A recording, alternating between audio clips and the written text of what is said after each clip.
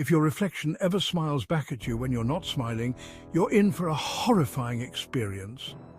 A lone hiker, wandering through the mountains, stumbled upon an ancient, decrepit cabin. Seeking shelter, he stepped inside, greeted by dusty furniture and faded photographs. Every corner was draped in cobwebs, but what truly caught his eye was an antique mirror, shrouded in a thin, grimy sheet. With a chill running down his spine, he hesitated, then yanked the sheet away. The mirror was cracked, yet his reflection was disturbingly clear. He lifted his hand to touch the glass, but his reflection didn't mimic his movement. Instead, it smiled, a sinister grin that sent shivers down his spine. In that haunting moment, he realized with terror, his reflection wasn't trapped in the mirror, he was. Will you dare to look into an old mirror again? Think twice. You might not like what you see. The art of finding balance. Unless you're Bob. So, Bob decided to try yoga for the first time. New yoga pants, fresh attitude. What could go wrong? He nailed the downward dog and coasted through child's pose. But then, the tree pose happened.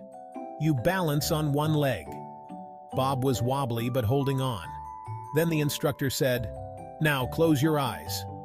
Bob's internal monologue? Wait, what? Close my eyes? I can barely do this with them open. But Bob, not wanting to look like a quitter, closed his eyes. Moments later, crash! Bob tumbled like a majestic oak, taking out mats and almost toppling a water bottle pyramid. The class? Frozen. Then laughter erupted. Bob, still on the floor, quipped, "Well, I guess that pose really rooted me to the spot." The instructor, helping him up, chuckled, "Don't worry, Bob, at least you're grounded." And from that day forward, Bob was the class comedian. Balance? Not so much.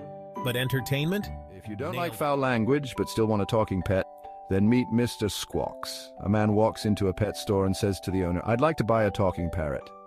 The owner replies, "Oh, we have just one left, but I should warn you he was owned by a sailor and he has a bit of a foul mouth." The man thinks it over and decides to buy the parrot anyway. He brings it home.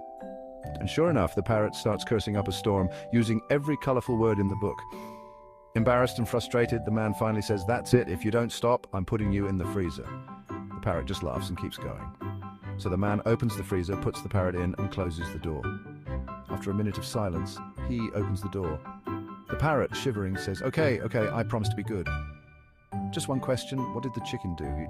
Don't you just love a bird with personality?"